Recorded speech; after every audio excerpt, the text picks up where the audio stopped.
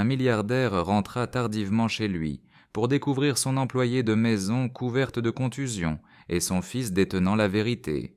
Quand la cruauté de l'intendant fut enfin dévoilée, les murs du château résonnèrent de honte, de courage et de justice. Ce qui s'était déroulé dans cette cuisine allait tout transformer à jamais. Avant de débuter, indiquez-nous dans les commentaires quelle heure il est et d'où vous nous regardez. Allons-y. La cuisine demeurait silencieuse, seul le léger ronronnement du réfrigérateur persistait. La femme en uniforme bleu marine était penchée sur la table en bois, ses mains gantées tremblant sur ses genoux. Un hématome enflé assombrissait son œil, tranchant sur sa peau claire. Elle pressait un linge humide contre lui, se mordant les lèvres pour ne pas crier de douleur. « Ne bouge pas », murmura une petite voix. Elle leva les yeux et aperçut le garçon, le fils du milliardaire, juché sur la pointe des pieds, tenant un autre linge refroidi par la glacière. Sa petite main l'appliqua délicatement sur son visage avec une tendresse surprenante. Il portait un costume élégant, sa cravate quelque peu de travers, mais son regard était résolu. « Tu n'es pas obligé, » souffla-t-elle. « Je le veux, » répondit-il avec assurance. « Tu es blessé. » Son souffle se coupa. Elle était femme de chambre dans ce château depuis des mois, habituée à être invisible, interpellée seulement pour recevoir des ordres. Pourtant cet enfant la regardait comme si elle comptait. Son regard brûlait de colère, non contre elle, mais pour elle. Le silence fut brisé par le grincement lourd d'une porte. Le père du garçon, grand, aux cheveux argentés, pénétra dans la cuisine. Son costume noir demeurait impeccable malgré l'heure tardive. Il se figea en voyant la scène, son employée de maison meurtrie et tremblante, son fils tenant son visage. Qu'est-ce que c'est que ça? Sa voix tonna, incrédule. Le garçon se retourna, la mâchoire serrée. C'est une blessée, père, et personne n'a rien fait. Les yeux du milliardaire s'écarquillèrent. Qui a fait ça? La femme baissa le regard, secouant la tête. Ce n'est rien, monsieur, je... Ne mens pas, coupa le garçon, la voix plus haute que jamais. C'était Maurice, l'intendant. Le père cligna des yeux. Maurice? Le garçon hocha vivement la tête. Elle a brisé 2 assiettes par accident, il a crié, l'a traitée d'idiote, puis il l'a frappée 2 fois. Je l'ai entendue, je l'ai vue pleurer. Ma main tremblait, mais je n'ai pas détourné les yeux, et elle a essayé de le cacher. Les lèvres de la femme tremblèrent. « S'il vous plaît, monsieur, n'aggravez pas les choses, j'ai besoin de cet emploi, je ne peux pas. » Le garçon se tourna vers elle, sa voix s'adoucissant. « Tu ne mérites pas ça, tu ne faisais que ton travail. » Il appuya le linge glacé un peu plus fermement sur son hématome. Il n'en avait pas le droit. Le milliardaire s'avança, le visage durci, mais la confusion traversa ses yeux. « Pourquoi ne m'as-tu rien dit ?»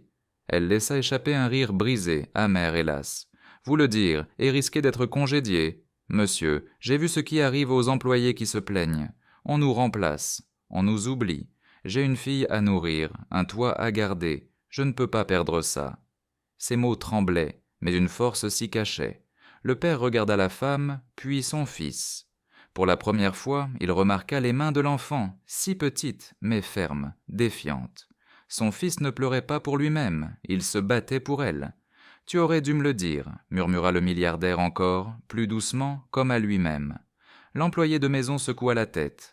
« Et des hommes comme Maurice, ils se croient intouchables, parce qu'ils sont là depuis plus longtemps que des femmes comme moi.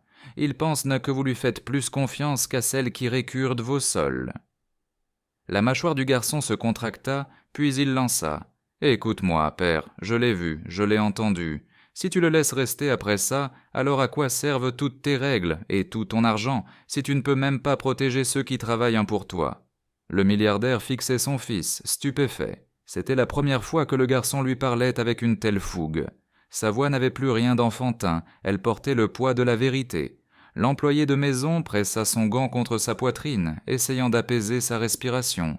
La honte envahit son visage, non parce qu'elle avait brisé 2 assiettes, mais parce qu'elle avait accepté d'être traitée comme moins qu'humaine.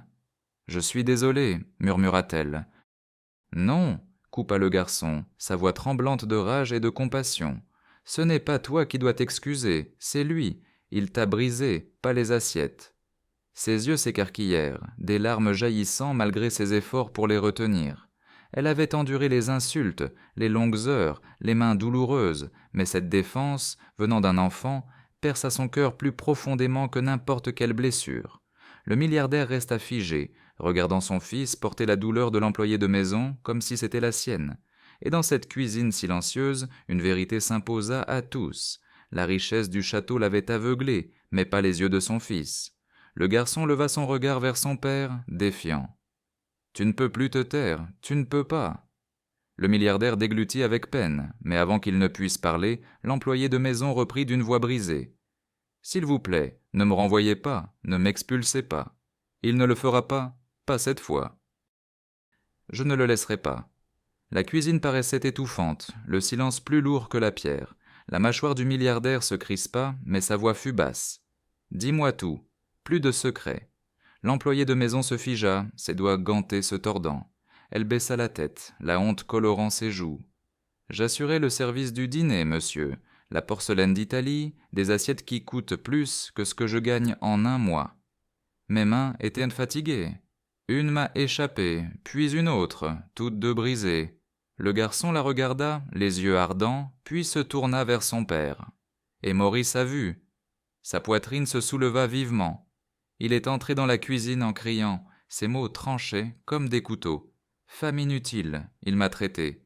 J'ai essayé de m'excuser, mais il n'a pas arrêté. Il a dit que je ne méritais pas d'être ici, que j'avais seulement été engagée par pitié. » Elle toucha son hématome avec le linge glacé, tremblante.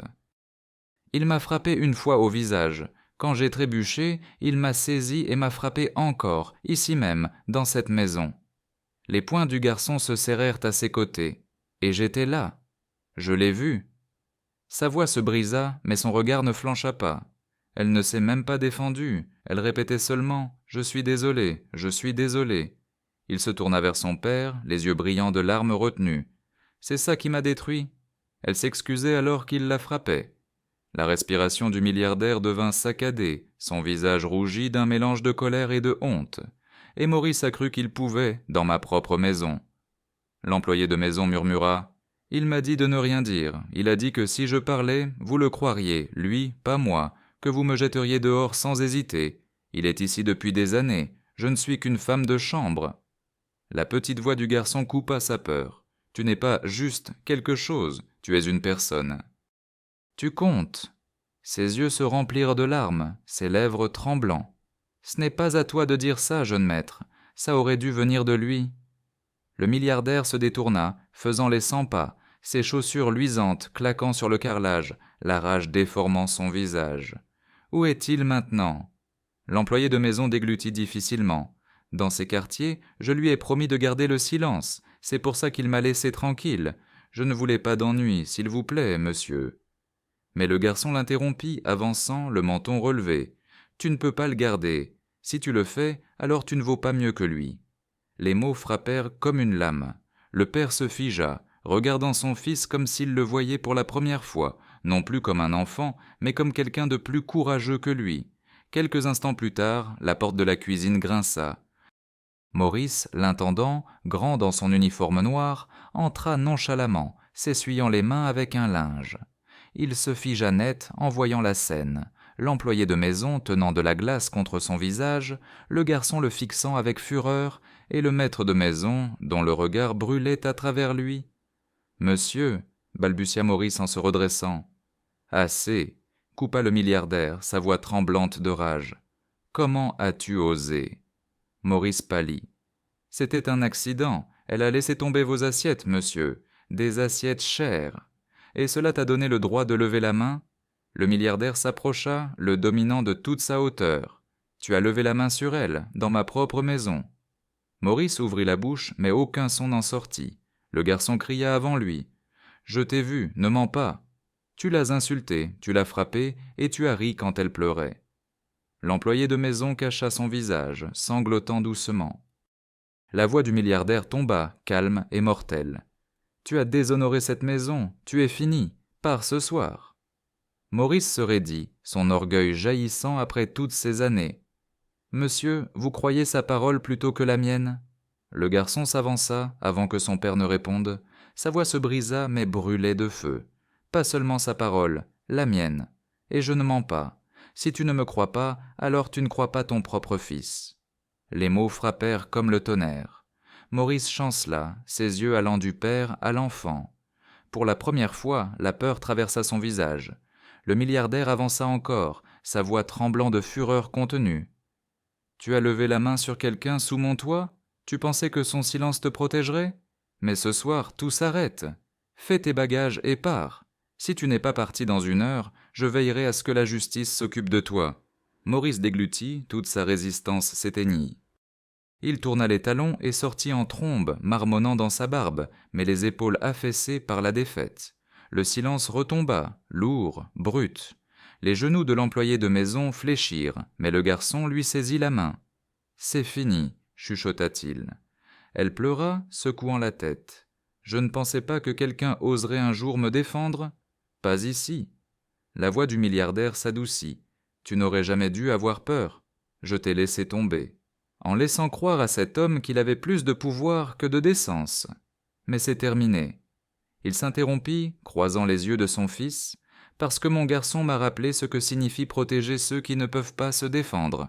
Le garçon serra plus fort la main de l'employé de maison. « Tu n'as pas besoin de me remercier, tu dois juste savoir que tu es en sécurité maintenant. » La femme sanglota, pressant sa main contre sa poitrine. « Que Dieu vous bénisse tous les deux. » L'homme ne ressentit pas de fierté pour sa richesse, mais pour le courage de son fils, un enfant qui avait vu ce que lui avait ignoré, et en cet instant, la maison ne ressemblait plus seulement à du marbre et du verre, mais à un lieu où la justice avait enfin parlé.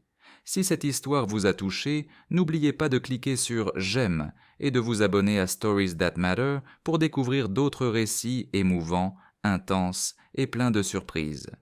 Dites-nous en commentaire d'où vous nous regardez dans le monde, nous aimons vous lire. À très bientôt, restez bienveillants, restez curieux et continuez à nous suivre.